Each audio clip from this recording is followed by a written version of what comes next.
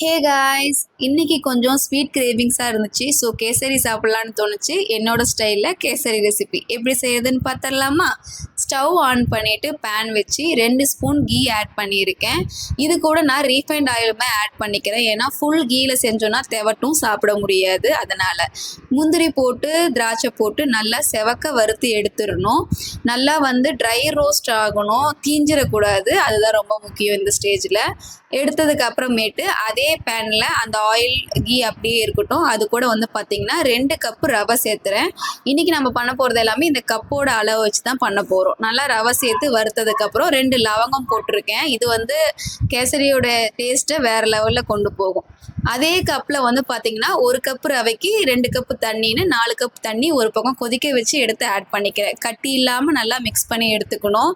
அப்போ தான் கேசரி நல்லாயிருக்கும். கூட பார்த்திங்கன்னா ஃபுட் கலருமே ஆட் பண்ணிக்கிறேன். இது ஆப்ஷனல் தான், உங்களுக்கு வேணும்னா ஆட் பண்ணிக்கலாம்.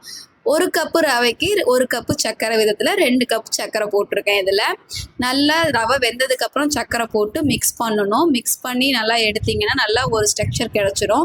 இந்த ஸ்டேஜில் 2 ஸ்பூன் கீ ஆட் பண்ணிவிட்டு 4 ஏலக்காய் தட்டி வச்சுருக்கேன், அதுவுமே ஆட் பண்ணி ஒரு மிக்ஸ் கொடுத்துட்டு லிட் போட்டு மூடி வச்சிடணும். 5 மினிட்ஸ் ஸ்லோ ஃப்ளேமில் நல்லா வேக வைக்கலாம். அதுக்கப்புறமேட்டு எடுத்து ஒரு கிளறிட்டு நம்மளுடைய திராட்சை முந்திரி வறுத்து வச்சுருப்போம் இல்லையா, அதை எடுத்து போட்டு எடுத்தோம்னா சூப்பரான கேசரி ரெடி. நீங்களும் ட்ரை